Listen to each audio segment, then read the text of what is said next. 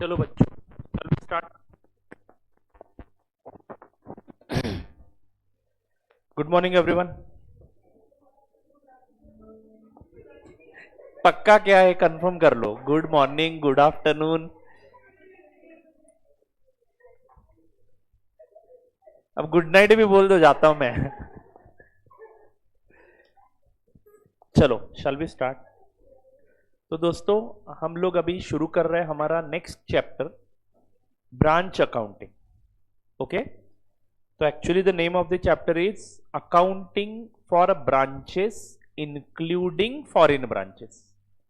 तो foreign branch का accounting कैसे करना है, रेगुलर इंलैंड ब्रांच की तरह ही, बस फॉरेन ब्रांच में एक ही दिक्कत थी, कौन सी? उनका जो ट्रायल बैलेंस होगा वो अनदर करेंसी में होगा, and how to convert that trial balance into Indian rupees. You already know this right, AS11 हम ऑलरेडी खत्म कर चुके हैं, ठीक है। बट वो लास्ट पार्ट है, वो लास्ट में डिस्कशन करता है। पहले बात करते हैं कि व्हाई दिस टॉपिक, क्या ऑब्जेक्टिव है इस टॉपिक का। ओके, तो कुछ जॉटिंग निकालते निकालते ही इसकी तैयारी हम करेंगे। Let's write down. First write down the name, account for branches including foreign branches. बहुत ही आसान चैप्टर है बट लेंदी वन, वैरायटी बहुत है इसमें। Accounting of A branch including foreign branches, accounting of branches including foreign branches. आपने नाम लिखा,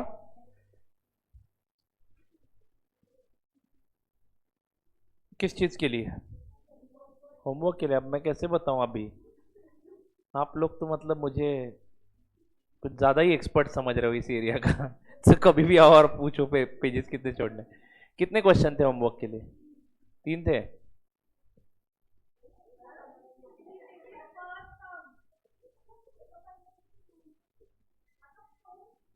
12 pages छोड़ दीजिए,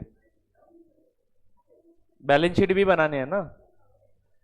तो 12 पेजेस छोड़ दीजिए, मान लो कम पड़े तो continued on this this page करके आगे लिख लेना, 12 पेजेस छोड़ दो। मुझे लगा आप अभी तक आपने होमवर्क कंप्लीट किया होगा।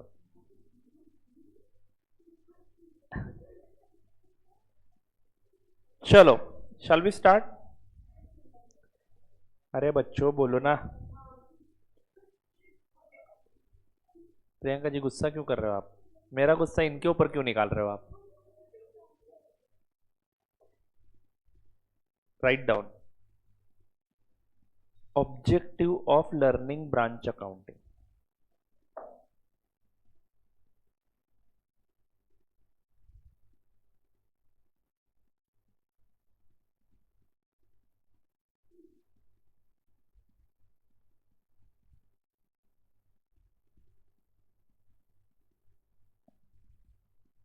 Very simple objective, to know the profitability of each branch.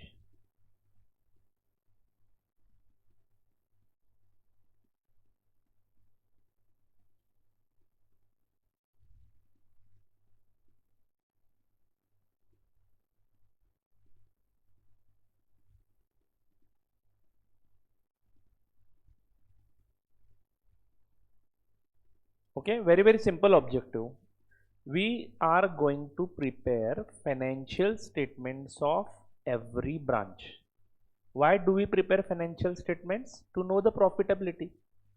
दोस्तों हमारा जो बिजनेस है जिसका हेड ऑफिस मान लो कोल्हापुर सिटी में है एंड पूरे इंडिया भर में हमारे ब्रांचेस है, तो आपको लगता है क्या कि हर ब्रांच का इनकम असेसमेंट अलग से करना ज़रूरी है? क्योंकि कौन से ब्रांचेस प्रॉफिट में है, कौन से ब्रांचेस लॉस में है, वो सब हमें जानने की ज़रूरत है। जो लॉस में है वहाँ पे कुछ सुधार करके हम उसको प्रॉफिट में ला सकते हैं क्या? ये डिसीजन पे आने के लिए पहले हमें पता तो होना चाहिए कि whether our branch is in profit और लॉस। Is it right? अगर हमने ब्रांच वाइज अकाउंटिंग किया तो ही ये पॉसिबल है।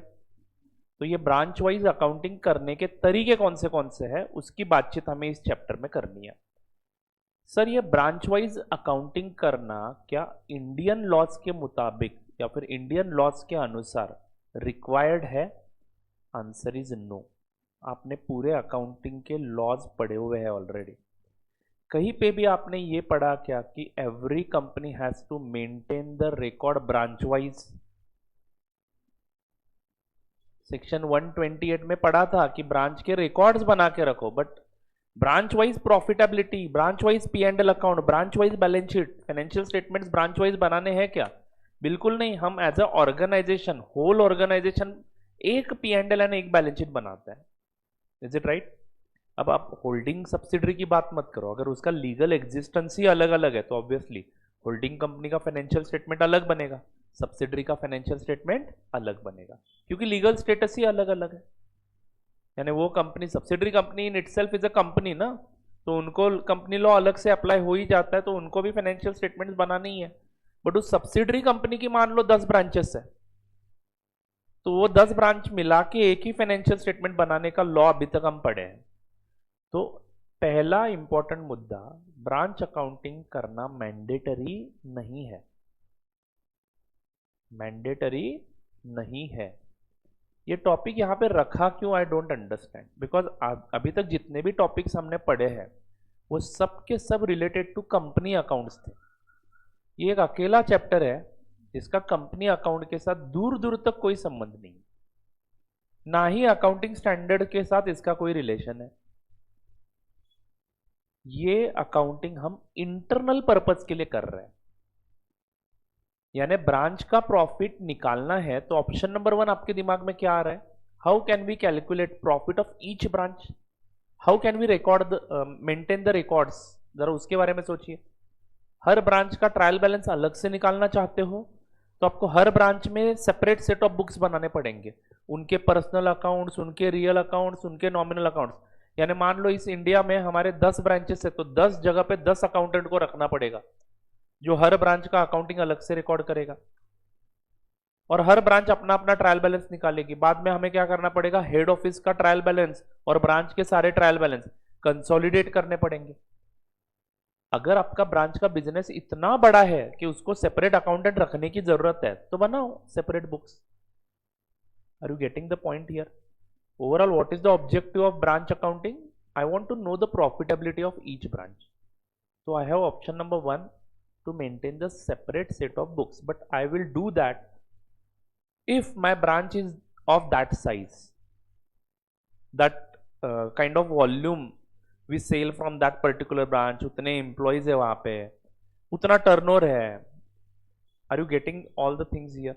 तो ब्रांच उतना बड़ा होना चाहिए तब मैं उसके लिए सेपरेट सेट ऑफ बुक्स बना सकता हूँ। I don't mind in that. Branch independent है, अपने आप बिजनेस करता है, अच्छी बात है, सेपरेट सेट ऑफ बुक्स बनाओ।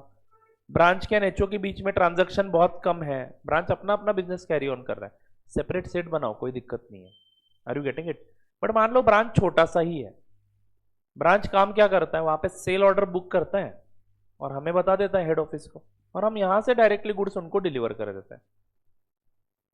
किसको बेचना है ब्रांच ने, सारा निर्णय हम लेते हैं हेड ऑफिस में बैठ के। यानी head office is the important office and branches are like retail outlets जो हमारे ही प्रोडक्ट बेचते हैं। ब्रांच खुद का दिमाग चलाता ही नहीं है, तो ब्रांच का रिकॉर्ड भी हम ही मेंटेन कर सकते हैं। तो सर आप लोग हर ब्रांच के लिए सेपरेट सेट ऑफ बुक्स बनाओगे या अपनी बुक्स में कुछ नए अकाउंट्स ओपन करके हम लोग अकाउंटिंग करके ब्रांच के फायदे निकाल सकते हैं? तो answer is yes.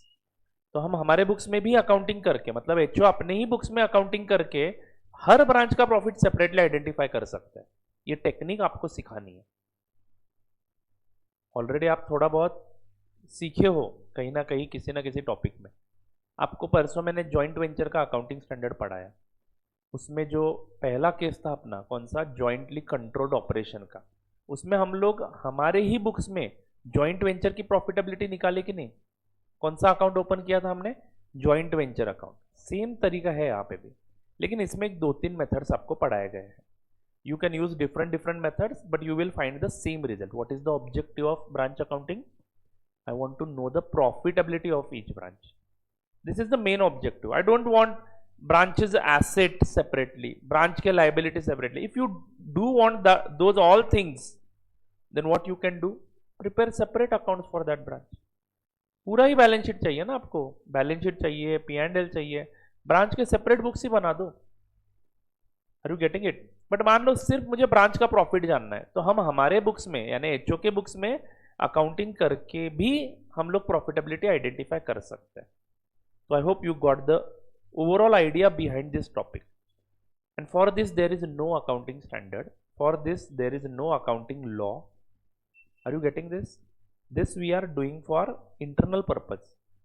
If you have 10 branches and if you are not interested in knowing the profitability of a branch, forget about this. You don't have to learn this topic.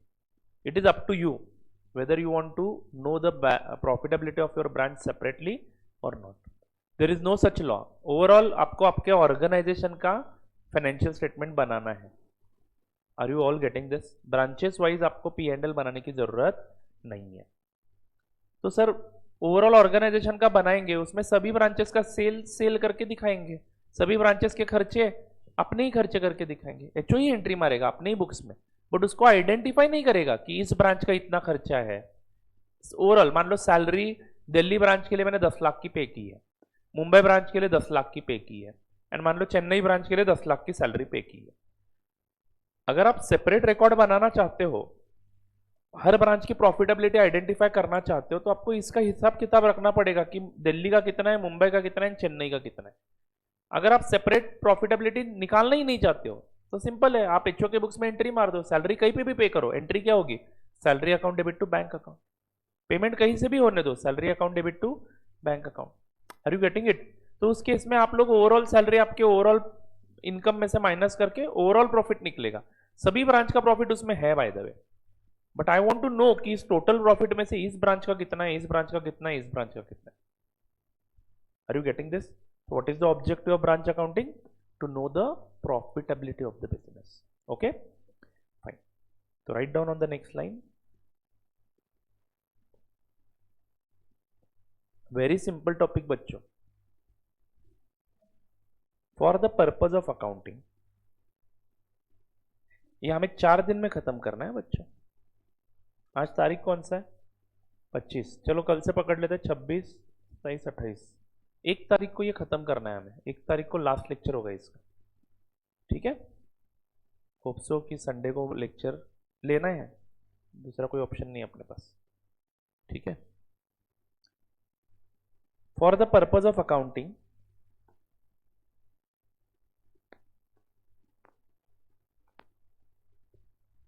we have divided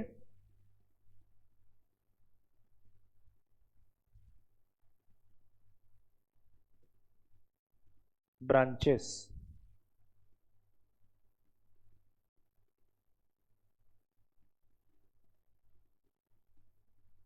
into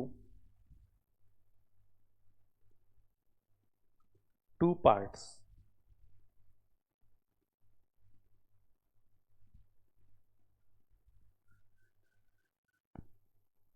तो दोस्तों ये branch का accounting सीखने के लिए हमें branch का type समझना पड़ेगा। तो types of branch,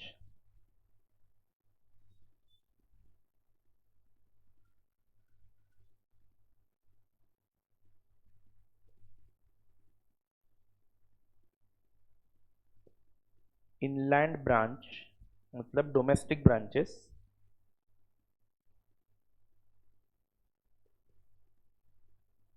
the next type is foreign branch. Inland branch जो है आपके, वो अगेन दो कैटेगरीज में बांटेंगे हम लोग. डिपेंडेंट ब्रांच,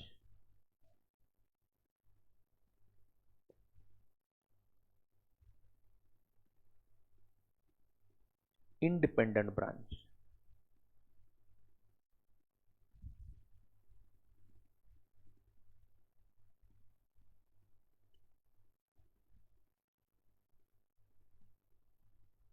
डिपेंडेंट ब्रांच क्या है वो अभी हम डिस्कस करेंगे. उसके लिए आपको रेफर पेज नंबर 216 लिख के रखना है. एंड इंडिपेंडेंट ब्रांच क्या है वो समझने के लिए हमें पेज नंबर 233 पढ़ना है.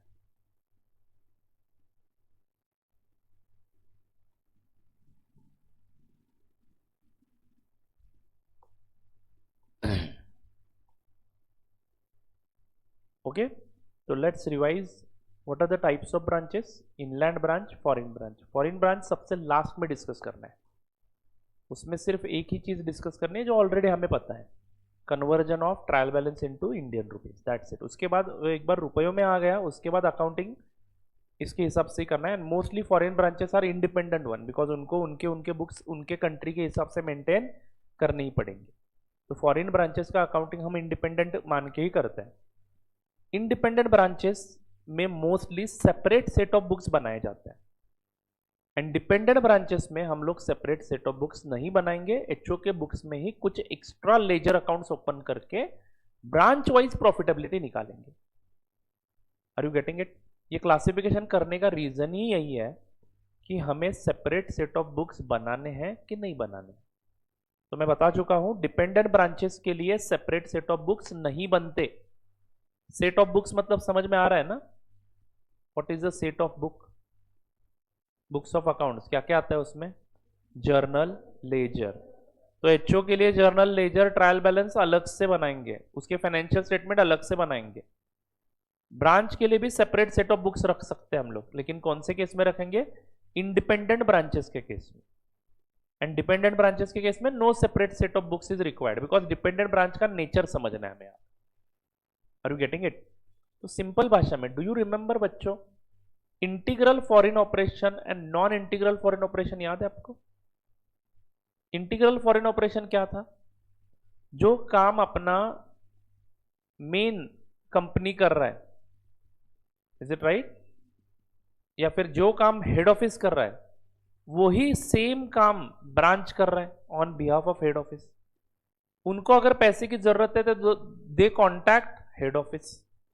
उनको अगर मान लो सेल करना है किसी को तो they ask head office. They just book a order there and they send it to us, and later on we deliver the goods to the customer. Means that is merely a sales booking office. That branch is totally dependent on the head office for doing business. If they want some money, they will ask head office. They will not purchase the goods from the market. They will always purchase goods from the head office and they will sell it to the customer. Whatever money is collected, they will remit it to head office. So it is like an agent of the branch, agent of the head office. Are you getting it? These type of branches are called as dependent branch. Example मैं already दे चुका हूँ. मेरे sales booking offices, sales booking offices are dependent branches. अब आपने मान लो कोई मान लो travel agency है, मतलब बसेस वगैरह है उनके, तो आप लोगों को हर सिटी में उनके ऑफिसेस दिखते हैं. फॉर एग्जाम्पल SRS ट्रैवल्स करके एक कंपनी है, तो मान लो उनके बुकिंग ऑफिसेस हर सिटी में है ऑलमोस्ट. कोल्हापुर में आप एसटी स्टैंड पे चले जाओ, वहां पे आपको SRS ट्रैवल्स का बोर्ड दिखेगा. अब एक्चुअली SRS ट्रैवल्स का वो ब्रांच है क्या? तो बोलते हैं वो ब्रांच है, लेकिन वहां पे किया क्या जाता है? इंक्वायरीज का बुकिंग किया जाता है और डायरेक्टली उनके पोर्टल पे अपडेट किया जाता है कि यहां से इतना इतना सीट्स रिजर्व रखो. उसके पैसे इनके पास कलेक्ट होते हैं, वो सभी के सभी पैसे उनको रेमिट करने पड़ते हैं मेन हेड ऑफिस. तो सर ये जो ऑफिस यहाँ पे बनाया है उसका रेंट कौन पे करता है? वो मेन हेड ऑफिस ही पे करता है.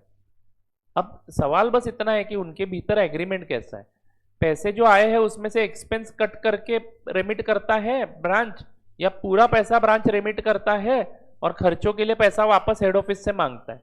यह एग्रीमेंट के ऊपर डिपेंड करता है।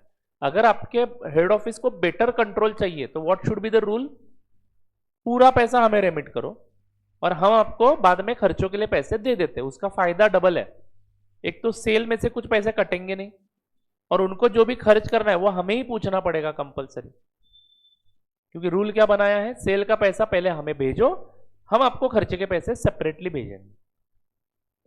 लेकिन सर उसमें आप इतना क्यों कॉम्प्लिकेटेड कर रहे हो, उनको ही बोल दो ना बेटा, उनको ही अगर मैं कट करके भेजो बोलता हूं तो खर्चों का निर्णय वो लेंगे।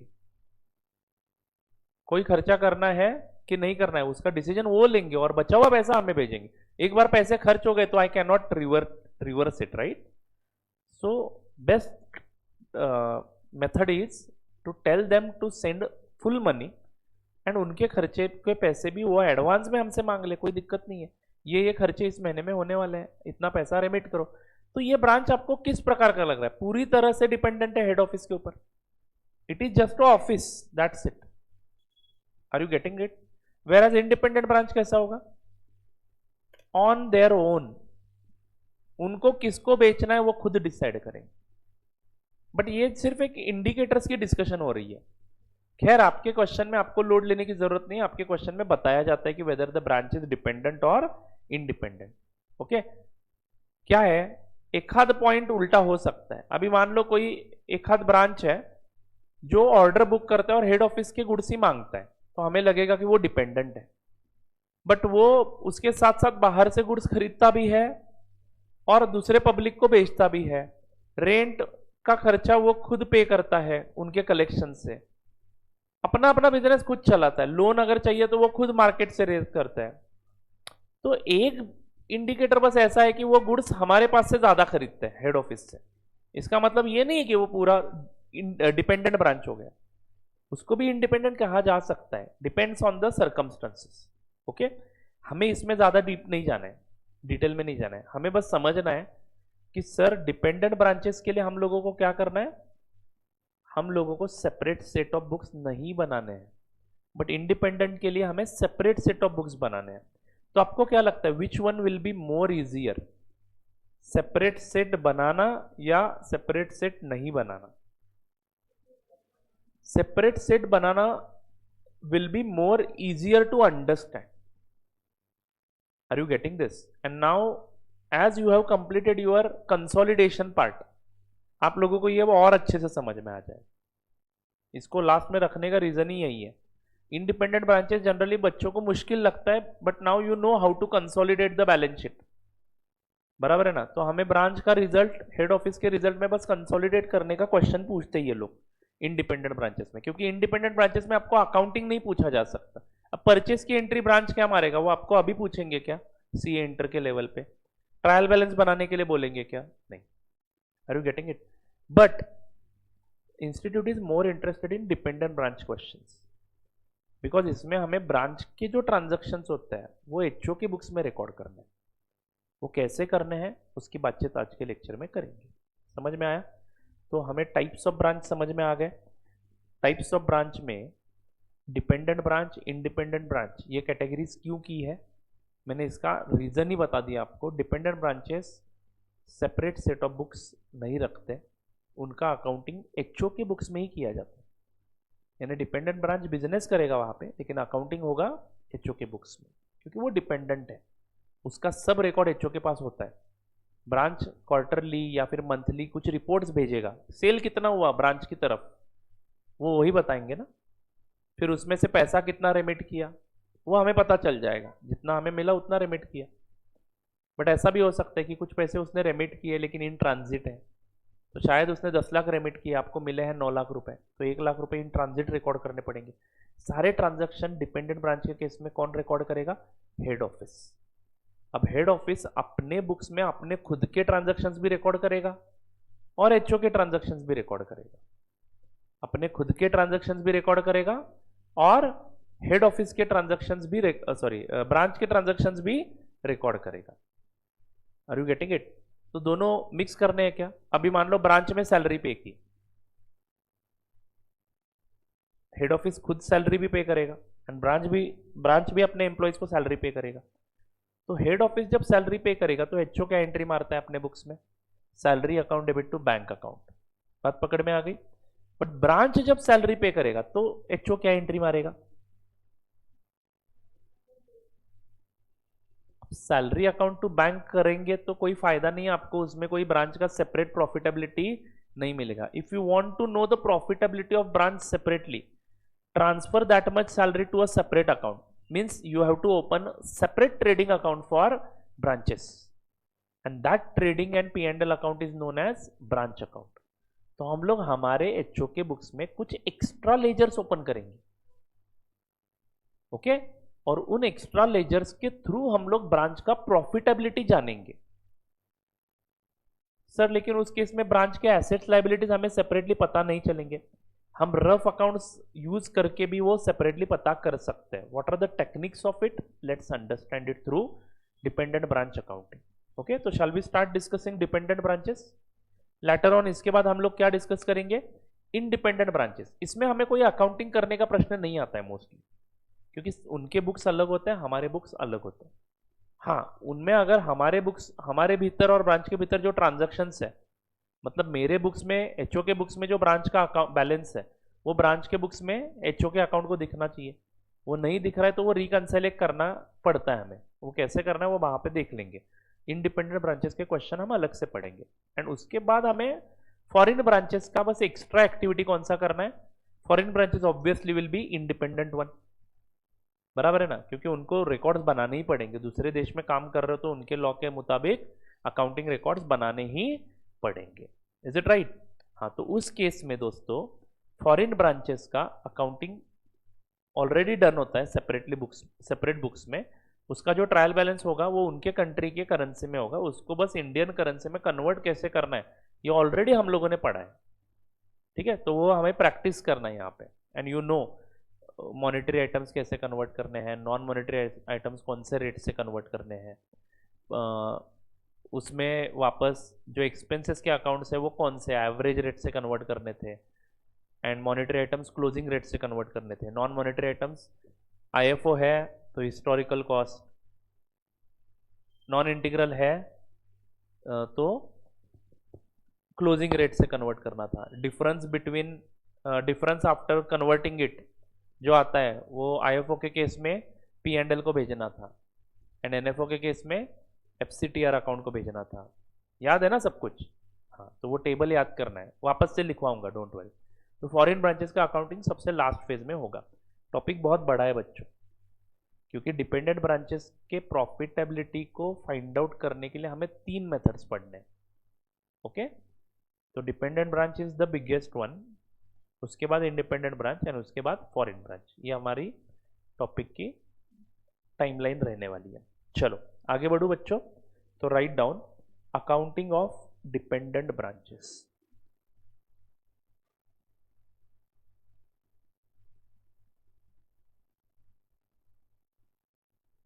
पहला पार्ट में डिस्कस कर रहा हूं,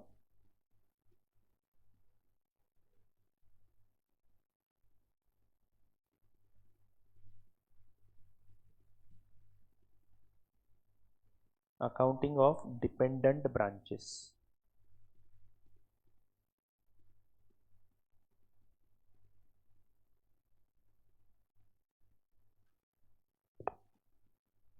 की पॉइंट्स, वो जो पेज नंबर रेफरेंसेस दिए ना मैंने, वो आपको पढ़ने हैं घर जाके।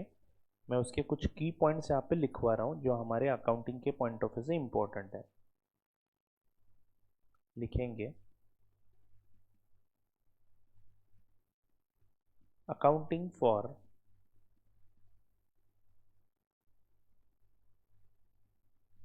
Dependent branch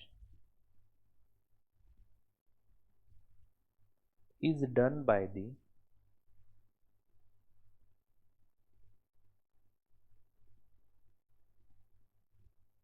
head office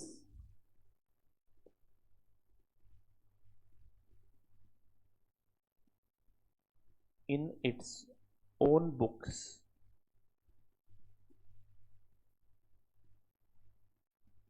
in its own books of accounts.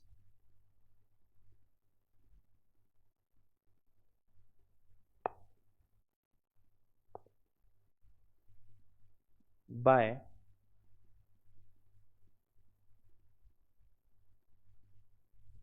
opening some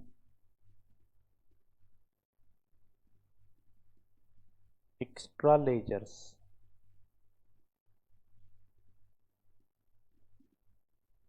for each branch.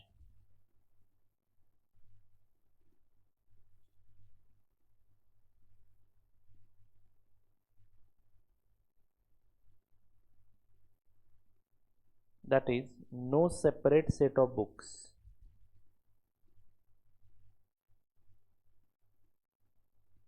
are maintained for branch.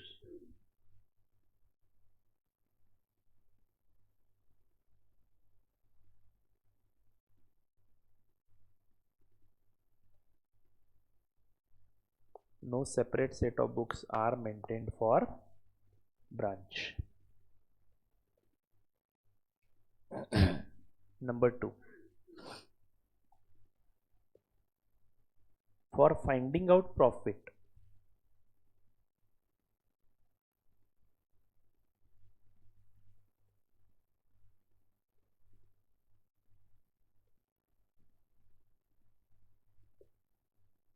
of dependent branch,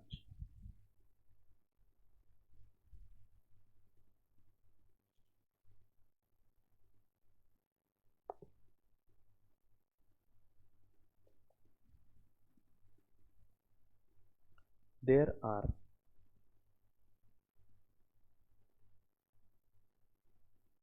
three methods.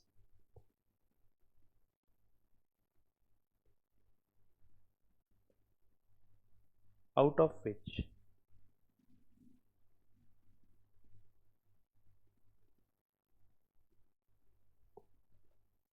one method is to be used.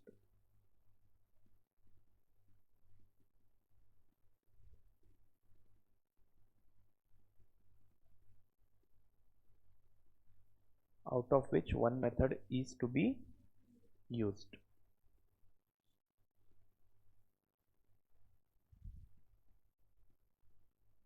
पहला मेथड है debtors method,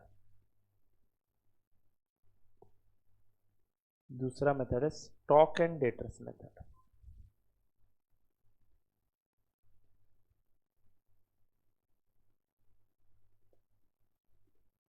तीसरा method है trading and profit and loss account method.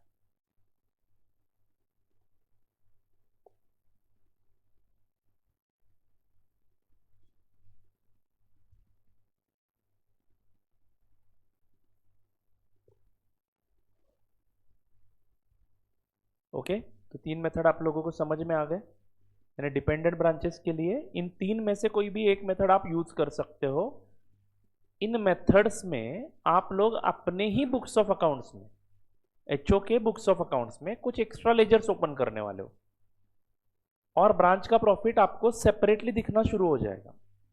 यानी अपने HO के transaction से ही अपने ही books में ब्रांच के ट्रांजैक्शन आप अलग करोगे. अरे बहुत ही सिंपल सा लॉजिक है. ये डेटर्स मेथड में जो हम एक्स्ट्रा लेजर्स ओपन करते हैं ना, उसमें से एक ट्रेडिंग अकाउंट की तरह बिहेव करता है और बाकी के बस लेन देन के व्यवहारों के लिए ओपन किया जाता है. क्या है सब देखेंगे, एक एक मेथड हम डिस्कस करने वाले हैं.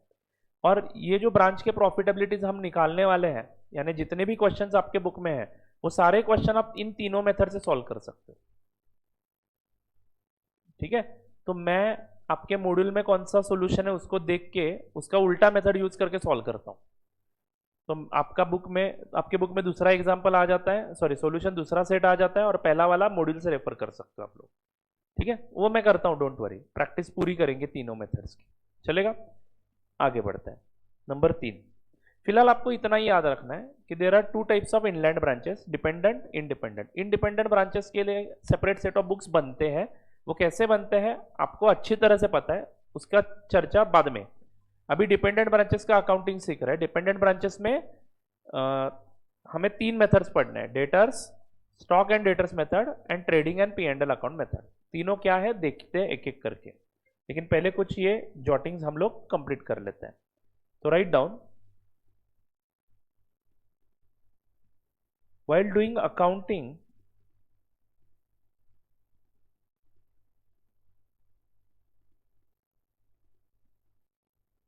under above three methods,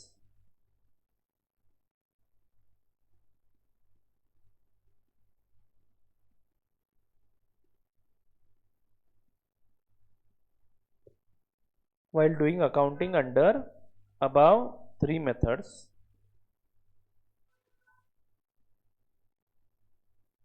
we need to consider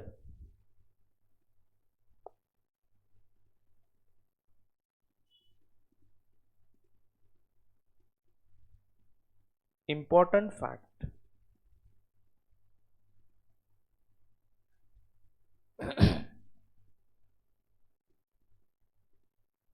that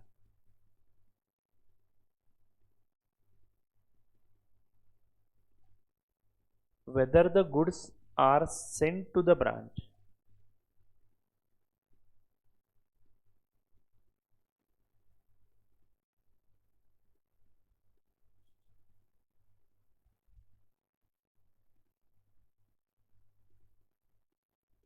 at cost or at invoice price,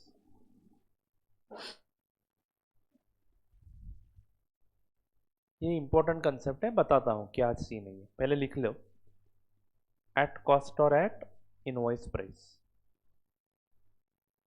इसी पॉइंट में अगले लाइन पे बस, if goods are sent at invoice price,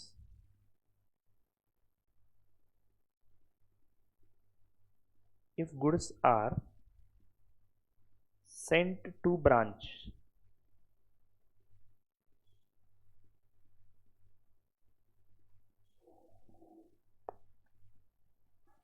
at invoice price,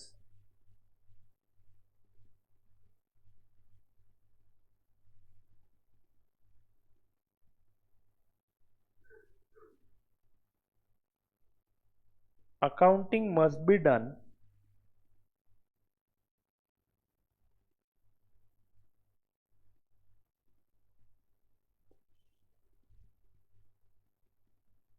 on invoice price basis,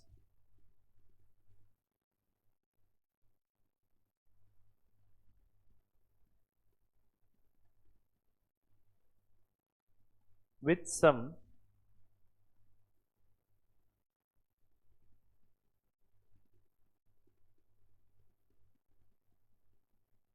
additional entries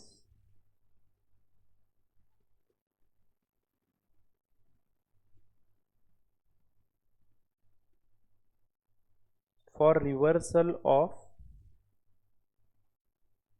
loading,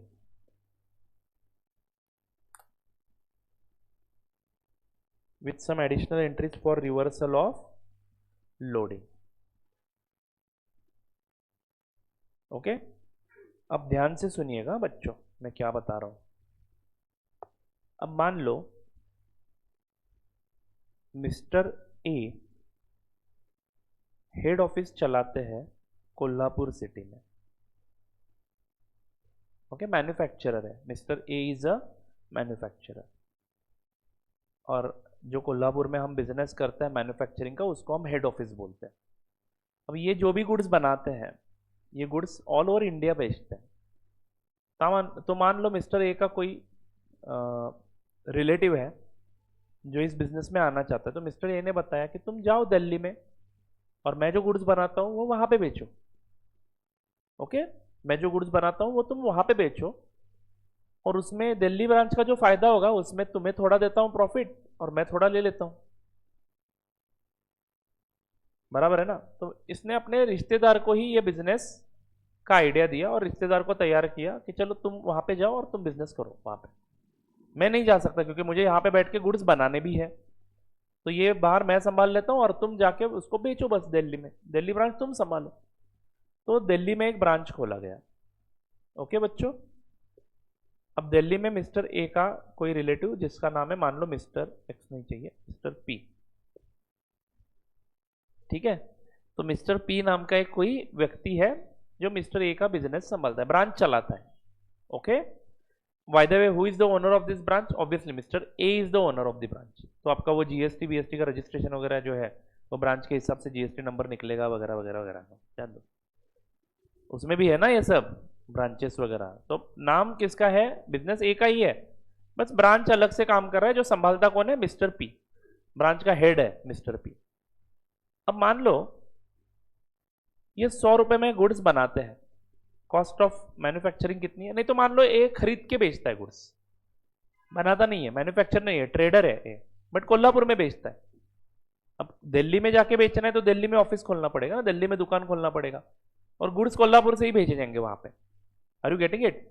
तो mister A 100 रुपए में goods खरीदता है और कोल्हापुर में मान लो 300 रुपए में एक यूनिट बेचता है। कितने में? 300 रुपए में। तो एक यूनिट का ये 200 रुपए कमाता है। ध्यान से समझ लो इस चीज को।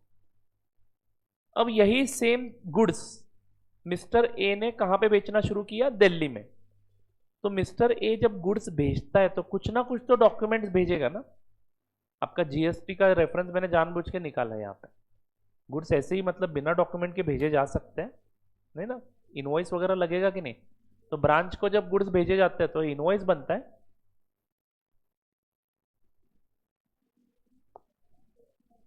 इनवॉइस बनाना पड़ेगा, वो लॉ में क्या है मुझे पता नहीं, बट हम लोग यहाँ पे अकाउंट्स में प्रोफॉर्मा इनवॉइस बनाते हैं। कौन सा?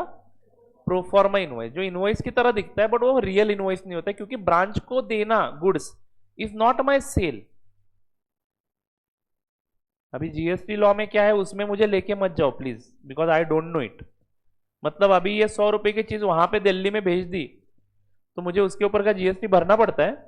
ब्रांच है अपना, ब्रांच भरना पड़ता है। अरे ये तो जाती हो गई यार, मेरा ही ब्रांच है तो ऐसे ट्रांसफर्स के लिए भी गुड्स जीएसटी भरना पड़ता है? आई जीएसटी वो भी? क्या बात कर रहे हो, ये कुछ नया ही सुनने को मिल रहा है, ये तो अन्याय है। ब्रांच है मेरा। देखो अब जब दिल्ली से वो गुड्स बेचे जाएंगे तब टैक्स भरना है ना। टैक्स इज ऑन सेल और ऑन सप्लाई। जाने तो मैं क्यों जीएसटी पढ़ा रहा हूं, सप्लाई पे है क्या? अच्छा, उससे मुझे कोई लेना देना नहीं है। हमारे अकाउंट्स में टैक्सेस वैसे भी भरने नहीं है, टैक्सेशन इज इग्नोर्ड। ठीक है, तो ध्यान से सुनिएगा। ए ने गुड्स, अभी आप भटकिएगा मत, टैक्स से बाहर निकलो सब लोग। अभी अभी नया नया पढ़ रहे हो तो इंटरेस्ट ज्यादा है कि नहीं? टैक्स से बाहर निकलो। अब ए ने मान लो दिल्ली में गुड्स भेज दिया और दिखाए 100 रुपए में। हम एक डॉक्यूमेंट बनाएंगे, कौन सा? इनवॉइस की तरह ही दिखेगा, प्रोफॉर्मा इनवॉइस बोलेंगे। तो उसमें हम 100 रुपए लिख के देंगे, मतलब पी को पता चल जाएगा कि ए कितने में गुड्स खरीदता है? 100 में। और उसको दिल्ली में भी 350 में बेचने के लिए बोला, और उसको हमने कमीशन देना शुरू कर दिया है। उसको हमने बोला कि तुम वहां पे जितने भी गुड्स भेजोगे, खर्चे बिर्चे सब हम देख लेंगे, लेकिन तुम जितने भी रुपयों का सेल करोगे उसके ऊपर 10% फ्लैट तुम्हें मिलेगा। वो खुश है बेचारा, ठीक है। तो 350 में वो बेचेगा गुड्स को। तो उसको पता चल गया 100 रुपए की चीज है, 350 में बेची जाती है, तो 250 रुपए ये ए कमाता है और मुझे कितना देता है?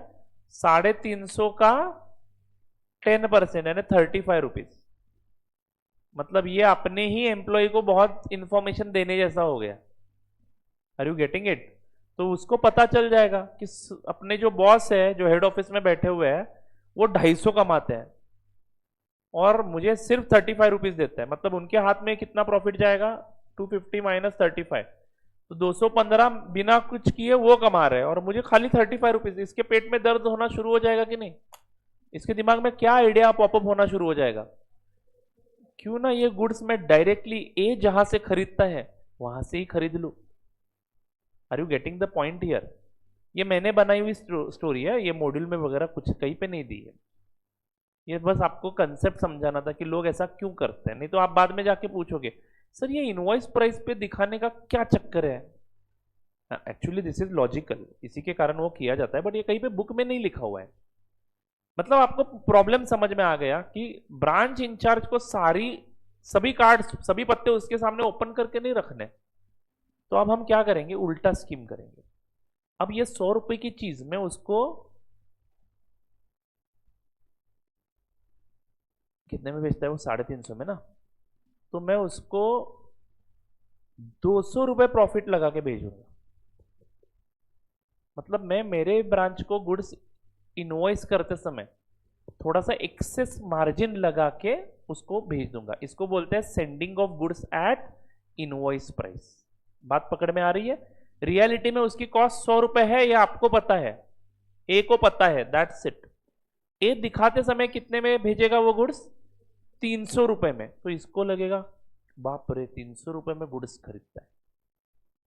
Are you getting it? और फिर ये बेचेगा कितने में, 350 में। तो मिलेगा कितना उसको, 50 का। मतलब उसको पता चल जाएगा कि कंपनी 50 का फायदा कमा रही है और उसमें से 35 तो मुझे ही देती है। तो 15 रुपए बेचारा गरीब ले रहा है, लेने दो उसको, बुरा नहीं लगेगा। It is just a presentation my friends. उसको रियल प्राइस कभी पता ही नहीं चलने देंगे। इसको बोलते हैं sending of goods at invoice price. And if you are sending the goods at invoice price, accounting भी आपको इनवॉइस प्राइस पे ही दिखाना पड़ेगा, नहीं तो आपको ही कंफ्यूजन हो जाएगा। वो पूछेगा कितने के गुड्स भेजे, हम अकाउंट्स में देख के हाँ भेजे 100 रुपए के गुड्स भेजे, उसको दिखाए कितने, 300 रुपए के। उसको पता चल जाएगा आप उसको मामा बना रहे हो। आर यू गेटिंग इट और नॉट? उसको उल्लू बना रहे हो? नहीं, वो समझ जाएगा सब कुछ। तो हमें उसको बताना पड़ेगा कि हमने कितने के गुड्स भेजे हैं, 300 के। तो हमारे बुक्स में भी वो 300 वाली एंट्री होनी चाहिए। लेकिन सर चक्कर क्या है, आप 100 रुपए का कॉस्ट दिखाओगे, आपने खरीदा 100 रुपए में और ब्रांच को भेजा 300 रुपए में, तो 200 का फायदा सच में कमा लिया। दिखेगा बुक्स में जरूर, बट कमाया। अरे ब्रांच को बेच के ऐसा फायदा कमाने का मौका होता ना, तो मैं 1000 नहीं करोड़ों ब्रांच ओपन करता। अब सोचने तो बहुत बड़ा सोचता हूं, और हर ब्रांच को हर ब्रांच को हजारों की बोलूं, करोड़ों ब्रांच ओपन करता, और रोज आके क्या करता, गुड्स इस ब्रांच से उस ब्रांच को बढ़ा के, फिर उस ब्रांच से अगली ब्रांच को बढ़ा के, ऐसा मतलब चक्र ही कर देता। मेरे में ही गुड्स में रोटेट करता बस, और पैसा ही पैसा। फिर संडे को क्लास लेने की जरूरत नहीं, आपको परेशान करने की जरूरत नहीं, रोज आके इतना बड़बड़ करने की जरूरत नहीं है कि नहीं। ब्रांच को बेचो पैसा कमाओ, ब्रांच को बेचो पैसा कमाओ। अल्टीमेट कस्टमर को कहां पे बेचा जा रहा है गुड्स? प्रॉफिट कब आएगा, जब आप वो कस्टमर को गुड्स बेचोगे। यानी जब ये 350 रुपए में कस्टमर को बेचा जाएगा, तो इसके हाथ में 350 आएगा और इसको लगेगा कि 50 का ही फायदा हुआ है। बट रियलिटी में फायदा कितने का हुआ है, 350 माइनस 100, 250 का फायदा हुआ है, जिसमें से 35 आप कमीशन के तौर पे दे रहे हो ब्रांच वाले को। यानी 250 minus 35 is your net profit.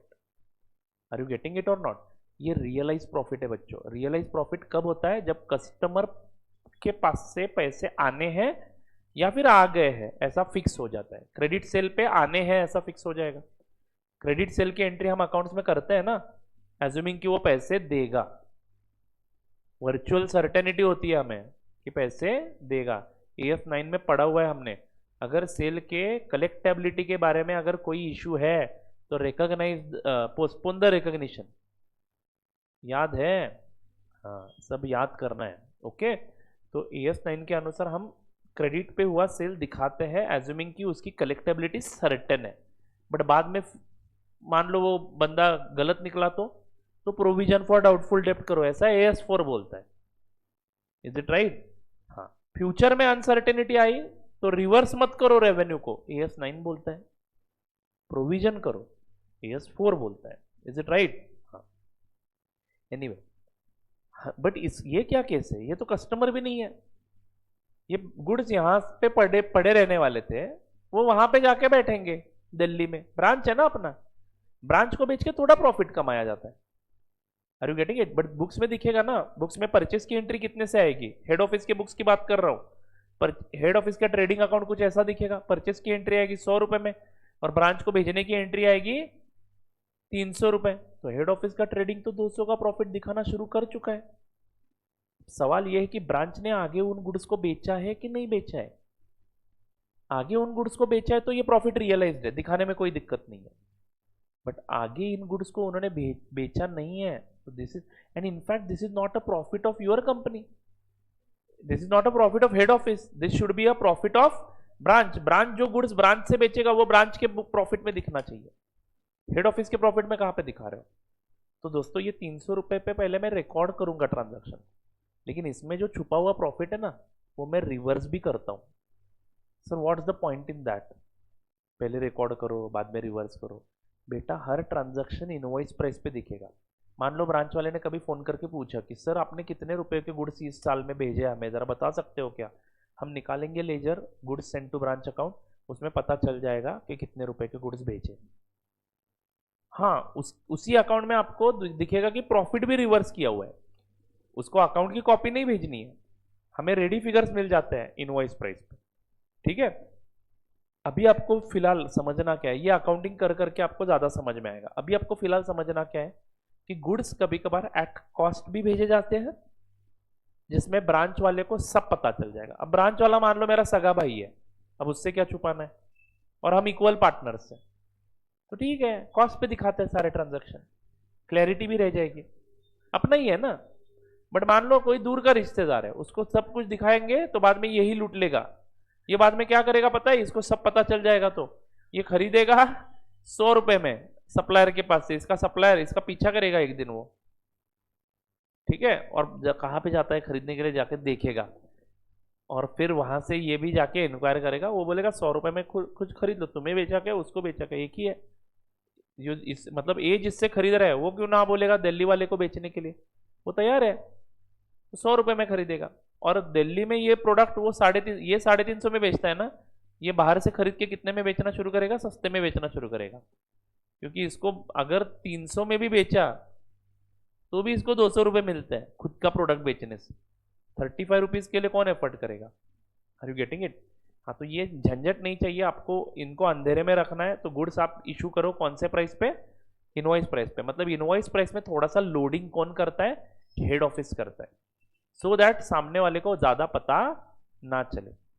Are you getting it और नॉट।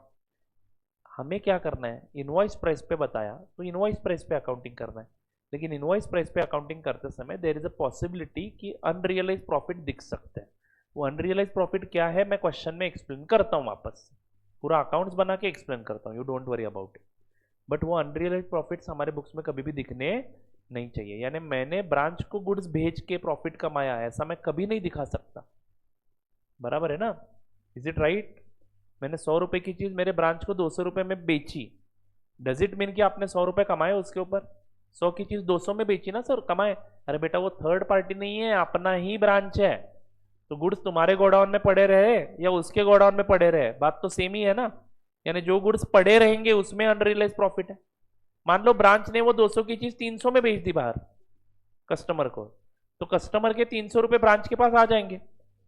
उसका ब्रेकअप बताओ, उसमें से उस गुड्स की कॉस्ट कितनी है 100 रुपए, हमने लगाया हुआ प्रॉफिट कितना है 100 रुपए, और ब्रांच ने एक्स्ट्रा लगाया हुआ प्रॉफिट कितना है 100 रुपए।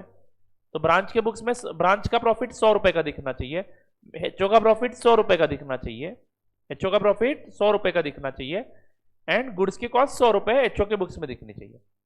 आर यू गेटिंग इट और नॉट। तो एचओ का प्रॉफिट 100 दिखा, ब्रांच का प्रॉफिट 100 दिखा, 200 रुपए का प्रॉफिट कमा लिया है, कोई दिक्कत नहीं है।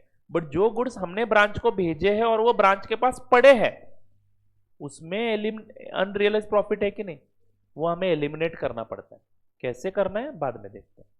Are you getting it. यानी कुछ एक्स्ट्रा एंट्रीज मारनी पड़ेगी। तो मैंने यहां पे क्या लिख के दिया है, if the goods are sent to the branch at invoice price accounting must be done.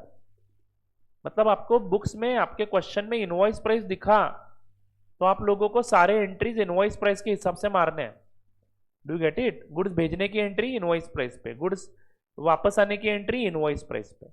Her entry में कुछ ना कुछ प्रॉफिट किसने लगाया होगा, एचओ ने लगा के रखा होगा उसमें, वो आपको दिखाना है। And some additional entries pass करने आपको फॉर रिवर्सल ऑफ लोडिंग। जो लोडिंग एचओ कर रहा है वो अपने ही बुक्स में एचओ क्या करेगा, रिवर्स भी करने वाला है। तो क्या चक्कर है देखते हैं, चलेगा। आई होप आप लोगों को समझ में आया। आगे बढ़ता हूँ। अभी 15 मिनिट है, मेरी तरफ ऐसे मत देखो।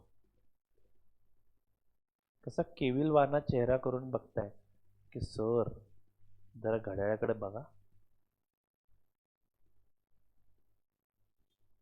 मैं आपकी तरफ देखता ही नहीं उस केस में।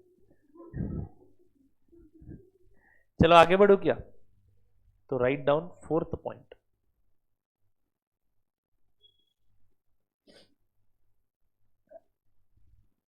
Dependent branch.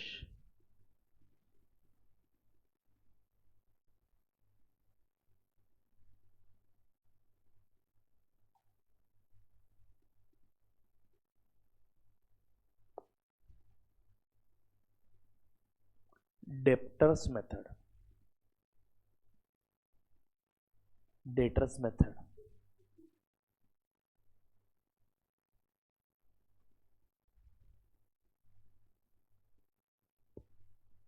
बराबर है ना? How many methods are there? Three methods. Debtors method, under which there will be two situations. Goods are sent at cost, goods are sent at invoice price. Stock and debtors method, again दो cases, sent at cost, sent at invoice price. मैंने बोला ना ये धीरे धीरे धीरे एक एक चीज आपके सामने ओपन कर रहा हूँ, बहुत बड़ा टॉपिक है ये। ठीक है, वैरायटी ऑफ क्वेश्चंस है, समझना है बस। ओके, तो लिखेंगे इसमें पहला situation, goods are sent at cost.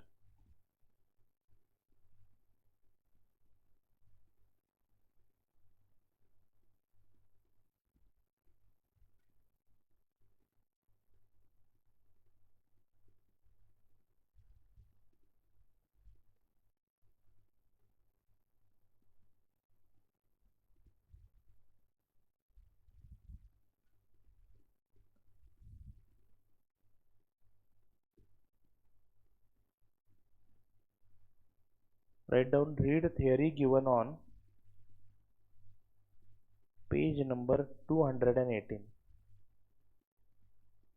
Page number भी चेक कर रहे हो ना? कहीं कुछ मैंने बदला हुआ है तो प्रॉब्लम आ जाएगी।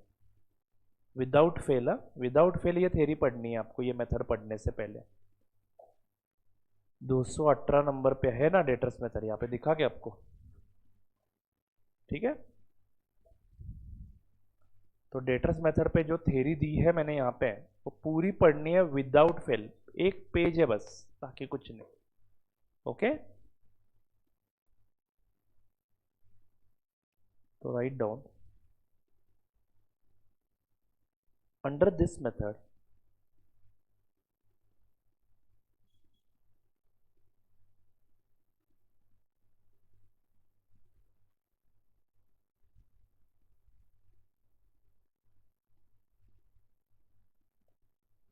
in the books of head office,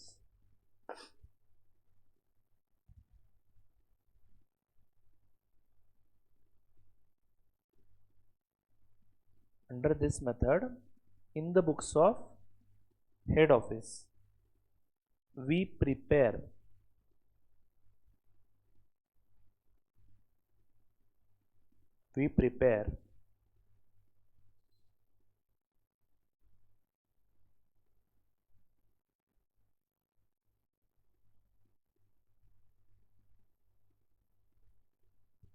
for head office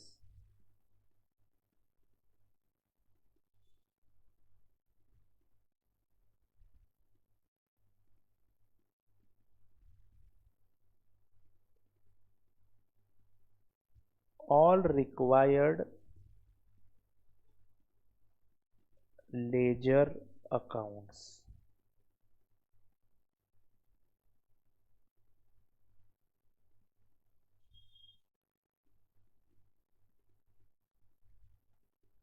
and for branch, ऐसा ही लिखो, and for branch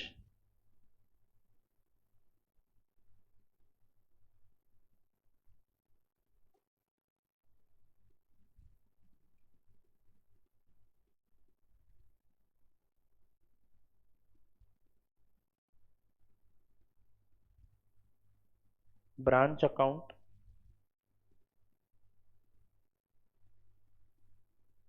separate ledger for each branch, यानी अगर आपके 10 ब्रांचेस है तो कितने लेजर बनेंगे? 10 लेजर। एचओ के बुक्स में ही है, एचओ के बुक्स में मतलब Delhi branch account, Mumbai branch account, Pune branch account, Kolkata branch account, Chennai branch account, तो 10 ब्रांचेस है तो 10 लेजर बना लो सेपरेट। लेजर की बात कर रहा हूँ, लेजर समझ में आता है ना? टी फॉर्मेट होता है, date, particulars, JF, rupees, debit side होता है, क्रेडिट साइड होता है, याद है ना? हाँ, तो लेजर्स बनाने हैं, लेजर्स। सर हेड ऑफिस के लिए क्यों लेजर्स बनाने? अरे नालायक, हेड ऑफिस का अकाउंटिंग करना है कि नहीं? हेड ऑफिस गुड्स खरीदेगा, गुड्स बेचेगा, हेड ऑफिस सैलरी पे करेगा, हेड ऑफिस रेंट पे करेगा, हेड ऑफिस एडवर्टीजमेंट खर्चा पे करेगा, सब अकाउंट जो लगते हैं ना हेड ऑफिस का अकाउंटिंग करने के लिए, अरे उनके ही बुक से, वो तो अपने ट्रांजैक्शन उसमें रिकॉर्ड करेंगे ही। ब्रांच के ट्रांजैक्शन सेपरेटली रिकॉर्ड करने हैं, इसलिए हम लोग हर ब्रांच के लिए सेपरेट लेजर अकाउंट बनाएंगे। ओके, कौन सा नाम देंगे उसको? Dash dash dash branch account, यानी हर ब्रांच के लिए एक ब्रांच अकाउंट एक्स्ट्रा बनाना पड़ेगा। एंड और एक अकाउंट बनाना है, कौन सा? Goods sent to branch account, ये एक लेजर बनाना है, ये गुड्स का रिप्रेजेंटेटिव अकाउंट है। In common for branches, in common for all branches, सभी ब्रांचेस के लिए एक ही account, goods send to branch account. क्योंकि जब गुड्स भेजूंगा तो मैं सेल अकाउंट क्रेडिट नहीं कर सकता। सेल अकाउंट कौन सा अकाउंट है? सेल अकाउंट किसके लिए बनाया जाता है? गुड्स के लिए। परचेस अकाउंट किसके लिए बनाया जाता है? गुड्स के लिए। Do you remember CA foundation का डिस्कशन? गुड्स के रिप्रेजेंटेटिव अकाउंट्स कितने हैं टोटल? 6 से भी ज्यादा है। Even goods distributed as free samples भी एक गुड्स का ही खाता है, बराबर है ना? सब अकाउंट्स को हमने सेपरेट बस नाम रखे हैं। Is it right Darshan? ऐसा कभी कुछ सुने हो? गुड्स के टोटल कितने रिप्रेजेंटेटिव अकाउंट्स हैं? Purchase account, sale account, purchase return account, sales return account, then opening stock account, closing stock account. कहने के लिए इनके नाम अलग अलग लिख रहे हैं, बट ये है गुड्स अकाउंट ही। यानी गुड्स को जब मैं खरीदता हूं तो मैं परचेस अकाउंट बोलता हूं, उन्हीं गुड्स को बेचता हूं तो मैं सेल अकाउंट बोलता हूं। सर उससे अच्छा है कि आप एक ही नाम रख दो ना उसका, गुड्स अकाउंट। तो गुड्स अकाउंट में ही प्रॉफिट दिखना शुरू हो जाएगा। खरीदते समय एंट्री क्या होगी? Goods account debit to creditors, 1 lakh में खरीदा, ये गुड्स अकाउंट है, बराबर है क्या? और बेचते समय एंट्री क्या होगी? Bank account debit to goods account, 2 lakh में बेचा तो 1 लाख रुपए का फायदा दिखेगा। तो सर अच्छा ही है ना, ट्रेडिंग अकाउंट बनाने की जरूरत ही नहीं है, प्रॉफिट चकाचक रेडीमेड अवेलेबल हो जाएगा।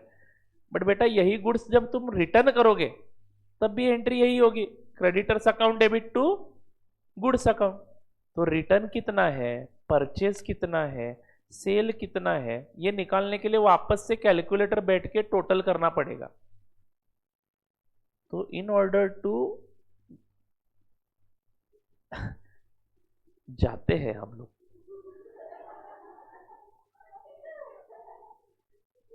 इन order to have that clarity कि आपका परचेस कितना है, सेल कितना है, परचेस रिटर्न कितना है, सेल रिटर्न कितना है, कितने गुड्स आपके पास बच गए, कितने पहले थे। हम लोग गुड्स के नाम को ही अलग अलग नामों से रिकॉर्ड करते हैं। Are you getting this? Do you remember this? उस लिस्ट में और एक अकाउंट ऐड कर दो, goods send to branch account.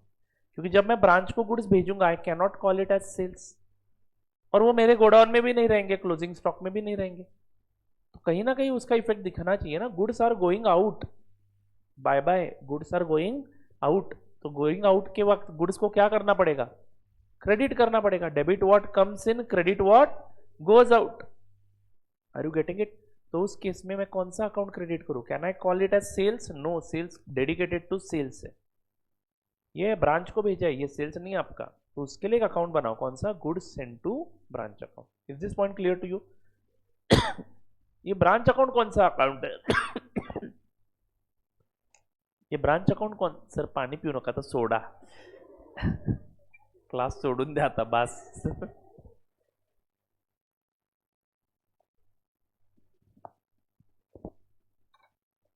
Right on time, 4 minute है मेरे पास अभी। प्रियंका जी गुस्सा नहीं करना है, कंट्रोल कंट्रोल उदय, कंट्रोल। चलो जी आगे बढ़ू क्या?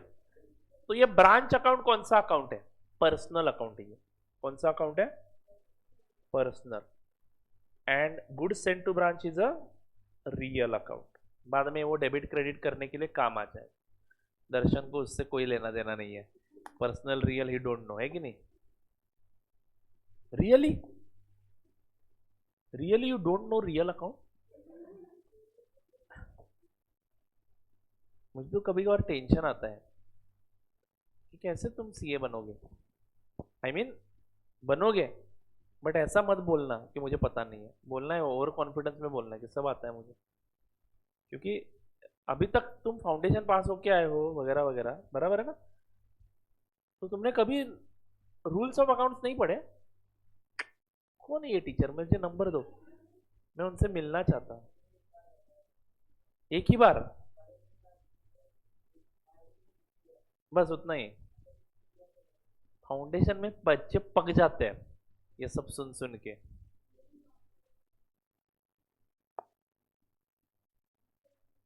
एक ही बार नहीं बताया? अच्छा, मतलब अकाउंटिंग आप, मैं आपको अक्सर बोलता ही रहता हूँ, 11th-12th में जो अकाउंट्स पढ़ाया जाता है वो बस स्टेप वाइज इफेक्ट्स बताए जाते हैं, that's it.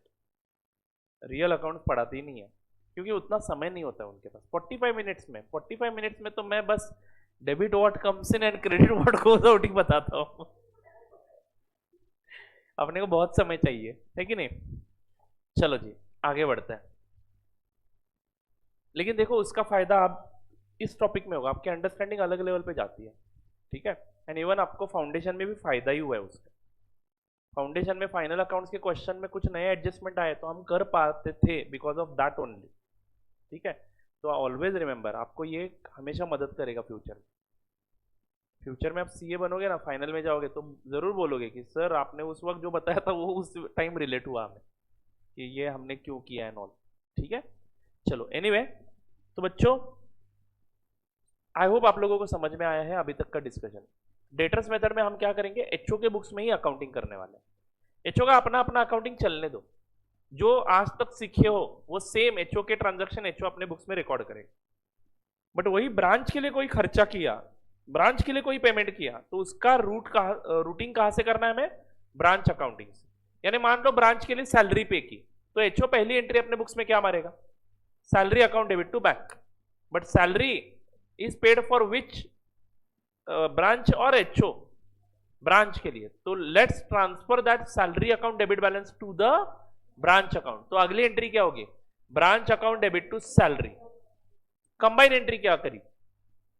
Branch account debit to cash और बैंक। यही तो पढ़ाना है मुझे, branch account debit to cash और बैंक, खत्म। गुड्स सेंड टू ब्रांच, चलो बताओ, goods send to branch account हमने ओपन किया है, 10 लाख रुपए के गुड्स एचओ ने ब्रांच को भेजे। एचओ क्या मारेगा एंट्री अपने बुक्स में? देखो goods is a real account, और उसके लिए हमने एक नया अकाउंट खोला है, कौन सा? Goods send to branch. Real account का नियम क्या है? Debit what comes in, credit what goes out. Goods are going out of HO, right? तो क्रेडिट होगा कौन सा खाता? Goods send to branch. और किसको भेजे ये गुड्स? ब्रांच को। तो ब्रांच अकाउंट डेबिट कर देंगे। तो sir goods send to branch में क्रेडिट बैलेंस आ जाएगा, उसका क्या करें? अब जब ये गुड्स खरीदे थे आपने एचओ ने, तब क्या एंट्री मारी थी आपने? HO account sorry purchase account debit to creditors account. तो परचेस का बैलेंस आपने एचओ के बुक्स में कहां पे भेजा? एचओ के ट्रेडिंग अकाउंट को। एचओ के ट्रेडिंग अकाउंट को। तो उसमें वो रहना चाहिए या वहां से निकलना चाहिए? क्योंकि ये गुड्स एचओ ने बेचे ही नहीं, क्योंकि एचओ के ट्रेडिंग में एचओ का सेल्स आने वाला है, तो एचओ के कॉस्ट ऑफ गुड्स सोल्ड ही आने चाहिए वहां पे।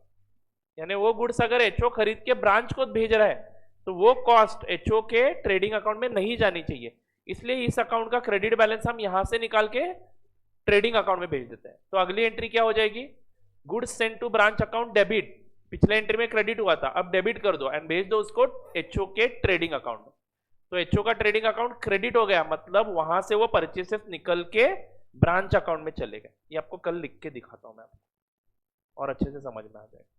और ऐसे करते करते सारे ट्रांजेक्शन जब रिकॉर्ड करेंगे तो अपने आप मुझे यहाँ पे क्या मिल जाएगा, प्रॉफिट मिल जाएगा ब्रांच का। लेकिन इसमें और भी चीजें हैं। अब ब्रांच के पास मान लो ओपनिंग बैलेंसेस है कुछ, तो उसका अकाउंटिंग कहाँ से करना है, तो ब्रांच में ही दिखाना है हमें, कैसे कल चर्चा करते हैं। ठीक है, बहुत ही बढ़िया है एक्चुअली अंडरस्टैंडिंग के लिए।